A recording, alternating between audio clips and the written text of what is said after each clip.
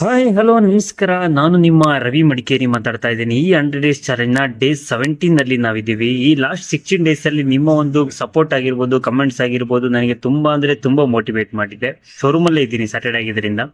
So ಅದಕ್ಕೋಸ್ಕರ ನಾನು ಯೋಚನೆ ಮಾಡಿದ್ದು, ನನ್ನ ಸಪೋರ್ಟರ್ಸಿಗೆ ಒಂದು ಚಿಕ್ಕ ಇನ್ಫಾರ್ಮೇಶನ್ ಕೊಡೋಣ ಅಂತ. ತುಂಬಾ ಜನ ಗೊತ್ತಿರ್ತದೆ ಈ ಟೊಯೋಟಾ ಕಂಪನಿ ಹೇಗೆ ಬಂತು, ಎಲ್ಲಿಂದ ಬಂತು ಅಂತ.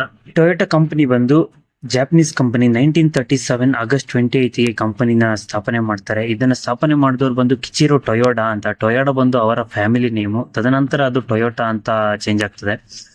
ಹಾಗೆ ಈ Toyota company worldwide one of the largest manufacturer company. ಇದು per year 10 millions of vehicle ನ ಪ್ರೊಡಕ್ಷನ್ ಮಾಡ್ತಾರೆ. ಹಾಗೆ ಇನ್ನು ಇಂಡಿಯಾಕ್ಕೆ ಬಂತು ಅಂತ ಹೇಳಿದ್ರೆ, ಇಂಡಿಯಾದಲ್ಲಿ 1997 ಅಲ್ಲಿ ಕಿರ್ಲೋಸ್ಕರ್ ಕಾರ್ಪೊರೇಷನ್ ಅವ್ರ ಜೊತೆ ಟೈಅಪ್ ಮಾಡಿಕೊಂಡು ಟೊಯೋಟಾ ಕಿರ್ಲೋಸ್ಕರ್ ಮೋಟಾರ್ ಅಂತ ಹೇಳ್ಬಿಟ್ಟು 1999 ಅಲ್ಲಿ ಬೆಂಗಳೂರಿನ ಬಿಡದಿಯಲ್ಲಿ ಅವರ ಫಸ್ಟ್ ಮ್ಯಾನುಫ್ಯಾಕ್ಚರ್ ಸ್ಟಾರ್ಟ್ ಮಾಡ್ತಾರೆ. ಹಾಗೆ 2000 ಅಲ್ಲಿ ಅವರ ಫಸ್ಟ್ ಮಾಡೆಲ್ನ ಲಾಂಚ್ ಮಾಡ್ತಾರೆ, ಅದೇ ಲಾರ್ಡ್ ಕ್ವಾಲಿಸ್.